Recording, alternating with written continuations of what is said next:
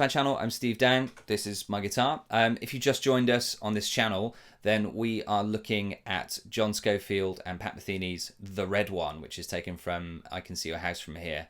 It's an album on Blue Note label. I'm not actually sure who the leader is on this record. I think it's Sco, but I could be wrong. If you know, just stick it in the comments below. I probably should know that for doing this lesson, but I don't. So we're going to be looking at the head today, and then next time we're going to be diving into Sco's solo. So if you want to get all of the transcription, backing tracks, and exercise, chord, scale, arpeggio packs from this lesson, then just head over there. The link is on the screen here, www.patreon.com/Exeter Guitar Lessons. And since this tune is a duet, I've transcribed both guitar parts, and on the backing track, I'll be putting up a backing track with no guitars so that you can play it with a friend, COVID safe obviously, and then you'll be able to play it with Metheny's part or with just Scofield's part, so you can act as either and practice both parts.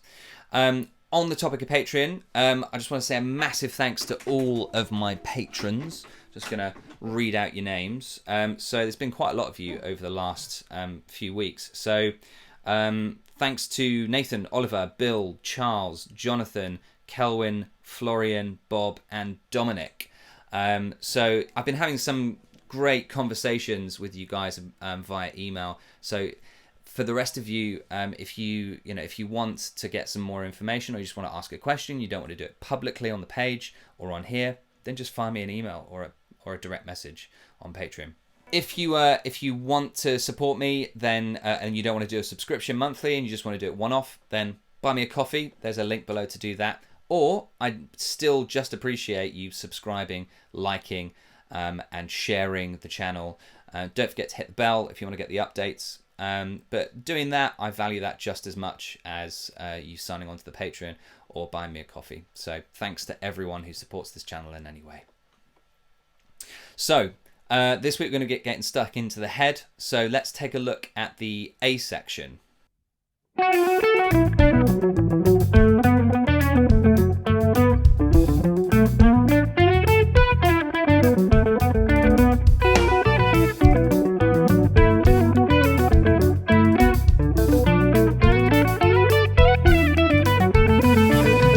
So before we get into this A section, I just want to say a massive thank you to Joe Harris and Jamie Sefton, who put down the drums and bass respectively on this track. Both incredible session musicians, and Jamie's a great horn player as well, so well worth checking him out. Joe's session drumming is incredible, and he's set up to do recordings for anyone at home, so it's well worth getting in touch with him if you've got a track that needs drums or a big project. And you haven't, got the capability, especially in COVID times at the moment, to be able to get a drummer into your studio. He can do it remotely. So check out Joe Harris. I've put the link below to both of those guys. But yeah, they've absolutely smashed this backing track, and it sounds amazing for you guys to play over. It's better than just having a MIDI track. So yeah, the A section. There's not a huge amount that we need to talk about on this A section. The main thing is to make sure that you know your B minor pentatonic and blues scales in a few different positions other than the classic one that we all get taught. Other than that one, make sure that you know it here.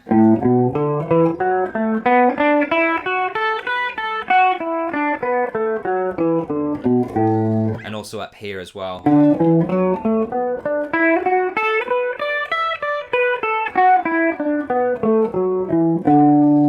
And then up here as well is useful.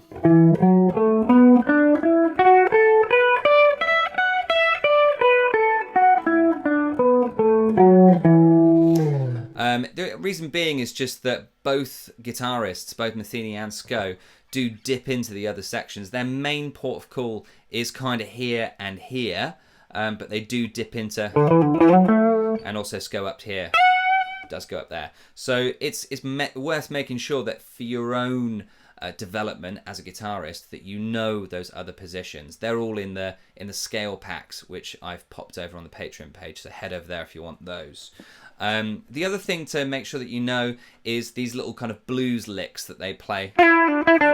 So they've got these kind of like crushed notes. I've transcribed it as a semitone on the record, on the transcription.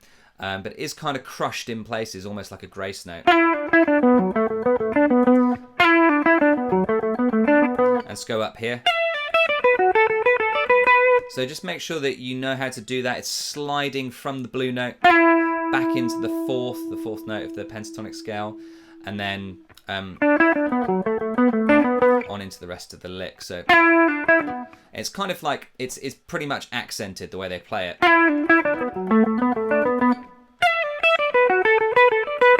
So well worth making sure that you know that.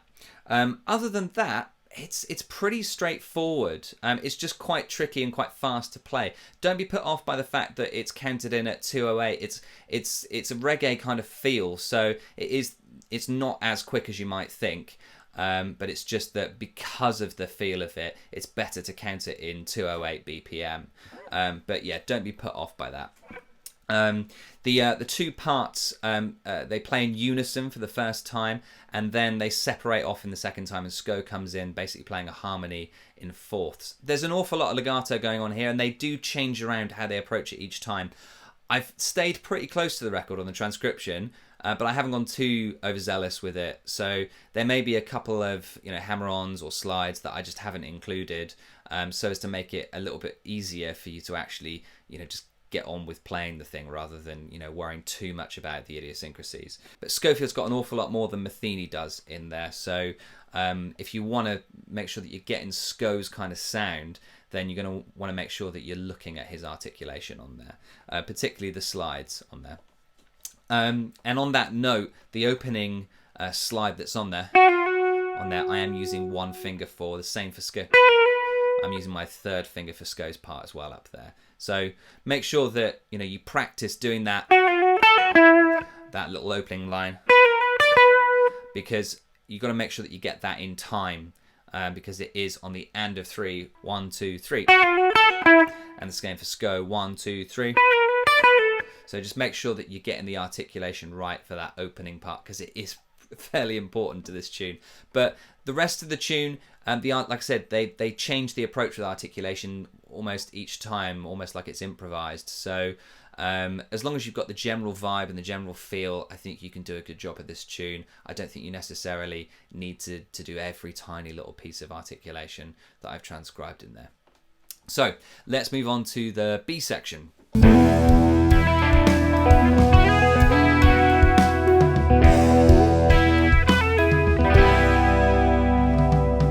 So this B section is quite interesting. They're kind of outlining the E7. It's not necessarily a melodic part like the A section. They're outlining an E7, almost E9 kind of sound. Obviously, we've got Steve Swallow with that low, huge E in the bass. And then Metheny's approach is basically to outline an E7 along the D string. Actually, it's an E9 with the F sharp.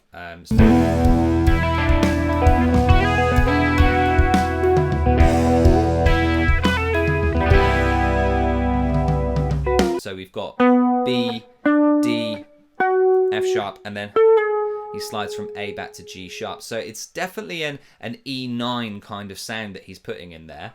And then he's using the open strings E and B, and he actually hits a G natural, which sounds a bit off at one point. And the E and the B, because they're a perfect fifth apart, they actually create a gigantic open sound. When you've got fifths, it does create a huge sound, which is why lots of rock players use fifths. It creates a bigger sound, kind of like the sum is bigger than its parts. And so that's what Metheny's using there with all of that. The rhythm is fairly weird, what Metheny's doing, and you have to appreciate it's not necessarily melody. It's kind of Sco and Metheny dancing around each other, and they're creating this kind of, almost kind of off-kilter kind of thing going on. So be careful of the rhythm on there. You might want to slow it down there if you want to really crack what Metheny's doing. But you could just take what he's doing and just improvise with it. You don't necessarily have to play everything that he plays, because when they come back to the B section again later on, they don't play the same thing again. So it's very obvious that it's an improvised part. Scofield's approach to this section is using this E7 shape here, which is kind of like a C shape from your cowboy chords down here. So it's a C7 kind of shape. And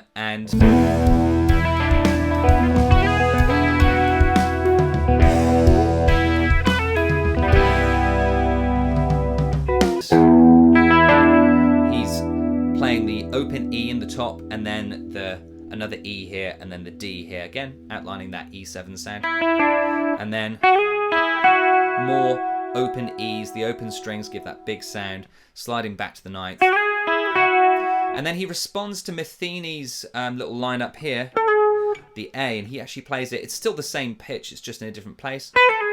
And he plays going down from a B, all legato, pulling off from the B down through to the A, and then the G sharp, outlining that E sound. And it's just cool that in real time he managed to grab that Metheny line and actually respond to it. I think that's super, super cool. It just shows you how amazing a player he is. And then they both play open strings to outline the C major 7 chord. So G, B, and E, obviously getting the two important notes, the major 3rd and the major 7th there for the C major 7 chord. Metheny does add in a G as well on the D string up there. But yeah, that's pretty much the C section. They're just dancing around each other. If you listen to it, it's lovely to listen to the two parts, but definitely obviously do have a go at playing each part in turn. Let's move back to the A section.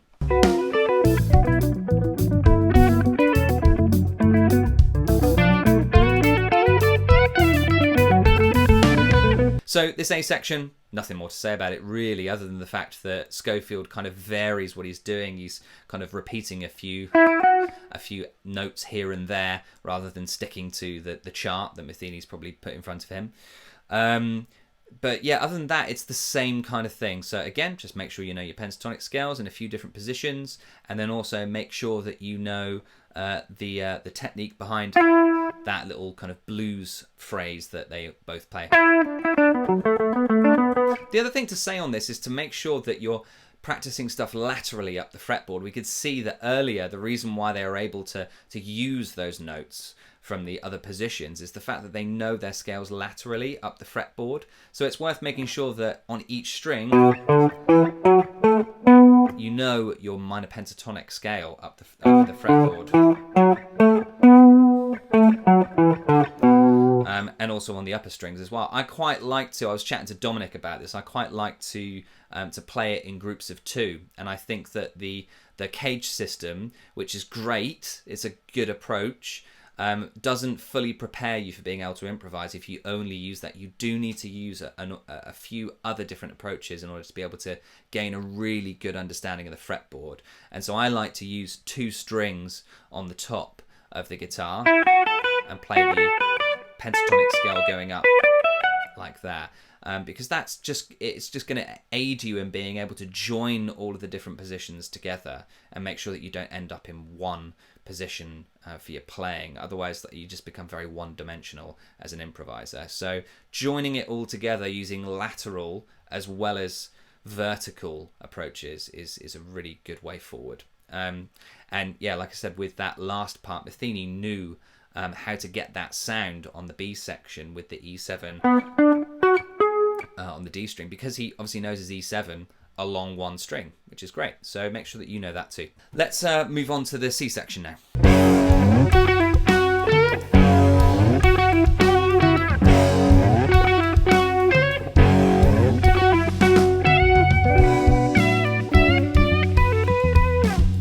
So we're going pretty rocky here. So 5th chords, both in unison here.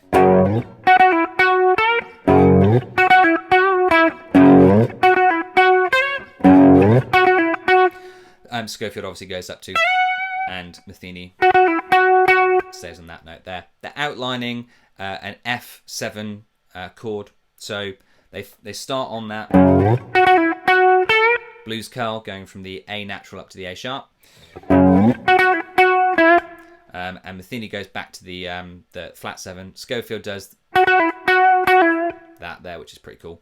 And then going into the 5th, the C sharp, Sco goes to the E and slides into the tonic at the top there, before going into a solo. And just another good, example of the fact that they've been able to make a melody out of knowing their arpeggios. So if you want to get this kind of sound, make sure that you know your F sharp 7 arpeggio and you'll be able to do stuff like that. Obviously, this is a composed part; it's not improvised. But if you want to be able to, get this kind of sound in your playing, in your improvising, or in your compositional walk as well, then it's worth making sure that you know those arpeggios so that you can use them. That's pretty much it. So, as I said, there's not a huge amount in the head. It's fairly straightforward, but there's just a few things there, making sure that you know your scales laterally as well as vertically along the fretboard, making sure that you've got a good technique with that little legato blues lick, making sure that you know your arpeggio up one string so that you can get that kind of open sound that Metheny does with all the open strings. And then also for the last part, again, knowing arpeggios, knowing your F#7 arpeggio on there if you want to get that kind of sound. Like I said, it's fairly quick on there, 208 BPM, but because of the feel, the drum feel on there, it's not actually as quick as it looks on paper, because of that kind of reggae feel on there. So don't be too scared by the count-in on the backing track. Make sure that you try all possibilities with no guitars on the backing track so you can play it with someone else. With Metheny and no SCO, so you can play SCO's part, and then the vice versa, so that you can play Metheny's part and then you've got SCO underneath. Big thanks again to Joe and to Jamie for nailing the backing track. Happy practicing, everyone. We'll be looking at SCO solo next week, so make sure that you got your bells clicked and you're checking back next week to get the next lesson. So have fun. Drop me a comment if you got a question. Other than that, I'll see you next week. Bye.